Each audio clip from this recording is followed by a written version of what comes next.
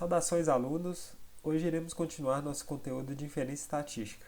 O assunto de hoje é estimador pontual. Estimação de parâmetros é um processo que usa dados amostrais para estimar características da população. Tais características são aquelas que indexam a nossa distribuição de probabilidade, por exemplo, a média populacional, o desvio padrão populacional, a proporção populacional e por aí vai. Um estimador é qualquer função da amostra. E antes de observarmos a amostra, um estimador é uma variável aleatória, ou seja, a gente tem uma lista de valores possíveis e uma lista de probabilidades associadas a cada um desses valores possíveis.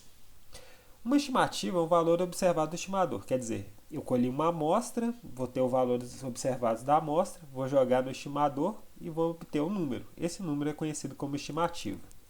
E estimativa pontual é uma estimativa do parâmetro populacional de interesse, seja média, variância, proporção e por aí vai. Bom, basicamente a gente vai ter um parâmetro que ele é indexado por letra grega, que é um valor numérico constante desconhecido da população que a gente tem interesse.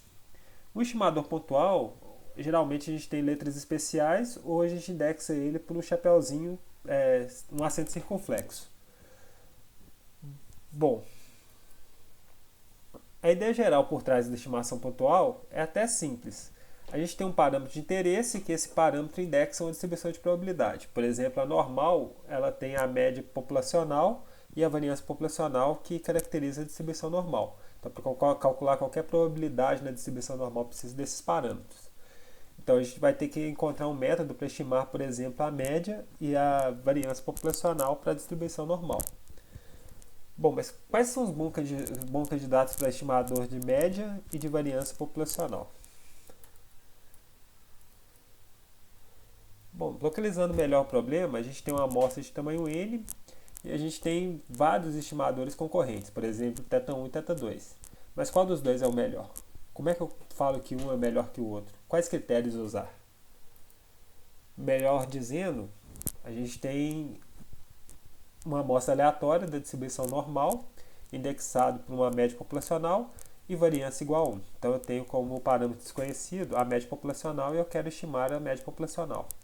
Então, dois candidatos aí para estimar a média populacional, que é a somatória das observações dividido por n, ou o mínimo das observações mais o máximo das observações dividido por 2.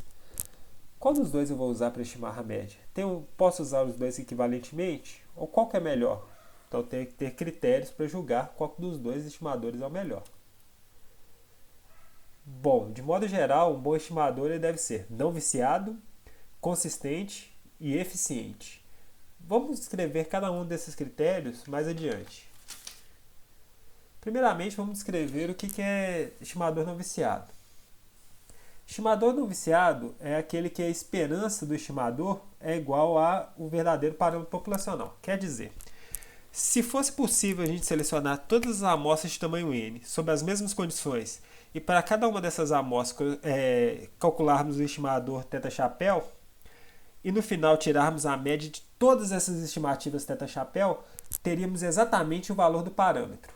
Então quer dizer, selecionei infinitas amostras de tamanho n, vou calcular para cada uma delas esse estimador e tirar a média desse estimador. A média desse estimador tem que ser exatamente o parâmetro. É isso que é não viciado. Se ele for viciado, essa média vai ser diferente do verdadeiro parâmetro populacional. O que é consistência? Um estimador ele é consistente se eu pegar uma amostra tendendo ao infinito, a esperança dele vai ser igual ao parâmetro. E se eu pegar uma amostra de tamanho infinito, ou tender uma amostra para tamanho infinito, as oscilações vão tender a zero. Quer dizer, para amostras muito grandes, eu vou ter sempre a esperança do estimador igual a θ com uma variação muito pequena, próxima de zero, que vai tender a zero. Tá? Veremos isso mais adiante no exemplo. E eficiência, a gente diz que um estimador é mais eficiente que o outro se a sua variância for menor que a outra. Então, quer dizer, eu tenho dois estimadores, θ1 e θ2. A gente tem calcula eficiência relativa, que é a variância de θ1 sobre a variância de θ2. Se a eficiência relativa for maior que 1, isso implica que θ2 é mais eficiente. Ou seja, θ2 tem uma uma variância menor que θ1.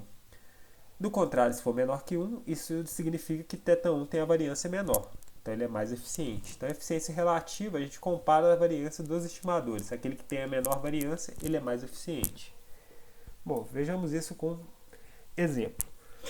Bom, aí vocês estão vendo, nessa figura vocês estão vendo dois estimadores. Na figura de cima, θ1, os valores de θ1 estão no eixo y, e n representando o tamanho da amostra. Então no eixo x vocês têm n e no eixo y você tem o valor de θ. Repare aí que você tem várias, como se diz, distribuições para cada tamanho de n. Então vocês reparam aí que a distribuição não está bem centradinha no primeiro gráfico não, onde essas distribuições normais elas estão em rosa, tá? Ou seja, a esperança de θ não é igual a esperança do estimador não é igual a θ, ela está passando longe, tá? Já no segundo ela já está mais pertinho, então a gente diz que no segundo gráfico ela não é não viciada, tá? E as oscilações quando n vai para o infinito elas diminuem. Reparem aí que o gráfico no início ele está bem espalhado, à medida que você vai aumentando o n ele vai diminuindo, tá? As oscilações vão diminuindo. Bom, pegamos um exemplo como a média amostral. Vou calcular a esperança, tá? Então eu tenho aí cada passo da esperança. Então na primeira linha eu coloquei a fórmula da média amostral. 1 sobre n é uma constante, então eu posso tirar ele da função esperança. Então eu vou ter esperança de x1 mais esperança de x2 mais esperança de xn. Bom, tem uma propriedade de linearidade da esperança. Então, a esperança da soma é igual à soma das esperanças. Como uma amostra aleatória simples de x, eles têm x1, x2, x3. O primeiro elemento da amostra tem a mesma distribuição do segundo elemento e por aí vai. Então, esperança de x1, esperança de x2, esperança de xn é igual. É a esperança de x. Esperança de x na segunda distribuição normal é igual a mi, tá? Então é como se eu fosse somar mi n vezes. Então a gente tem que a esperança de x barra é igual a mi. X barra estimando mi, ele é não viciado, porque a sua esperança é igual a mi, tá? Ele é não viciado, não tem vício.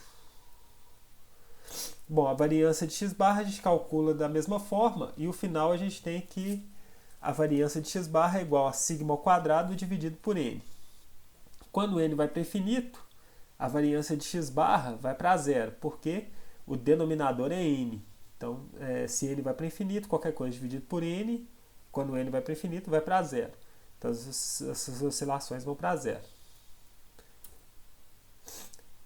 Portanto, a média amostral ela é um estimador não viciado, consistente, porque as oscilações quando n vai para infinito vão para zero.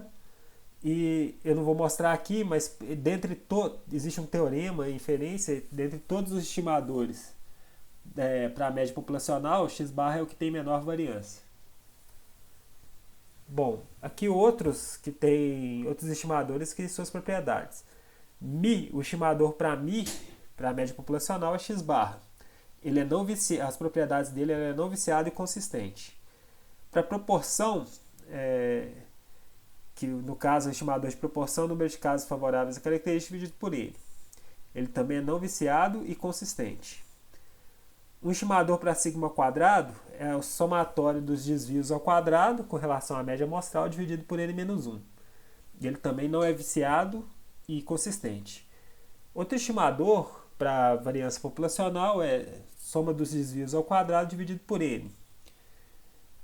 Ele é viciado, se você for pegar a esperança desse estimador, ele não vai dar que é igual a sigma ao quadrado, ele vai dar que é sigma ao quadrado mais uma quantidade, então ele é viciado, porém ele é consistente, se você pegar a variância ela tende a zero.